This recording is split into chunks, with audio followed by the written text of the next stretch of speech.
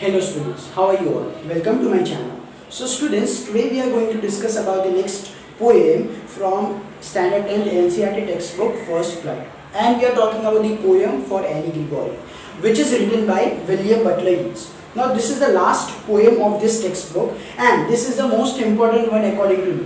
Why? Because here there are two characters who are arguing about something in this poem. And let me tell you, if I tell you something about the poet, so he was also called as a nature poet, and we are better aware of his name as W.B. Yeats. He was a good poet and he used to write about nature, and he also won the Nobel Prize for literature. He was basically interested in folklore and mythology.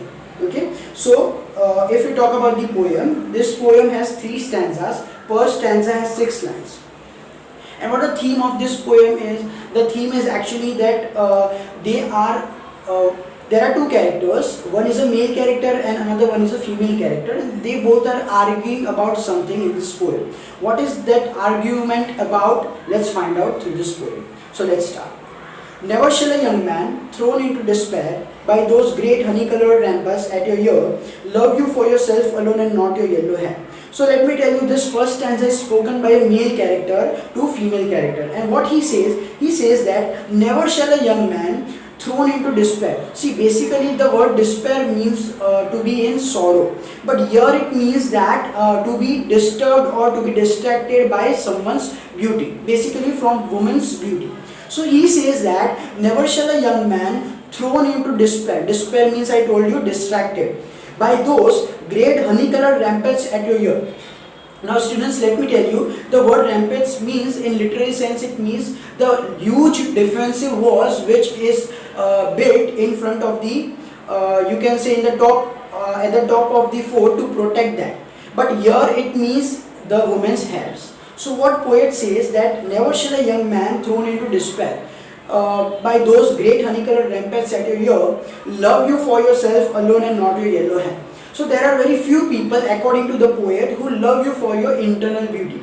They are mostly attracted by your external beauty. How you look, how you feel they don't care. But how you look, they definitely make that thing as a priority.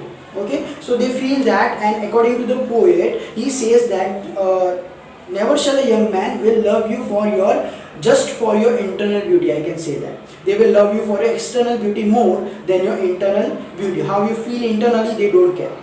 Now in the second stanza we can see the reply from the woman. What woman says, let's read. But I can get a hair dye and set such color there, brown or black or carrot, that young man in despair may love me for myself alone and not my yellow hair.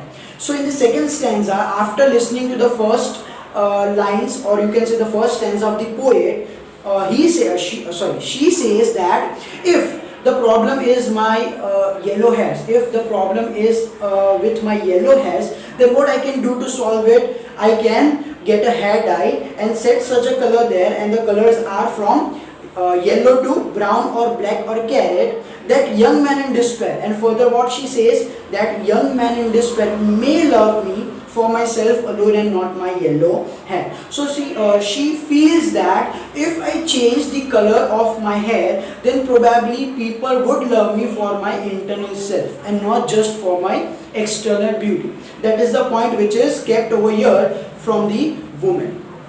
But later on, in the last stanza of the poem, we get to know about some important facts of our life. What is the important facts we are talking about? Let's see. I heard, and let me tell you, this stanza is spoken by the main character. I heard an old religious man, but yesternight declare that he had found a text to prove that only God, my dear, could love you for yourself alone and not your yellow hair.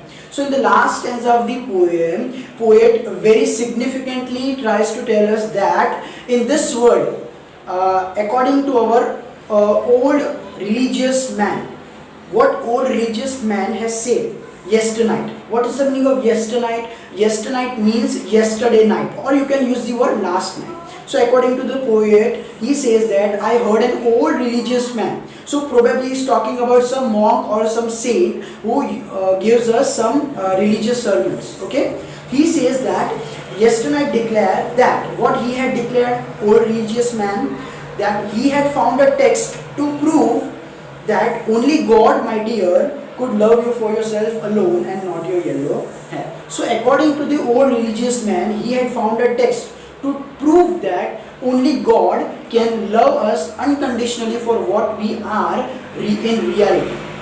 So there is no other person, or you can say there is no other factor in our life who can love us better than God.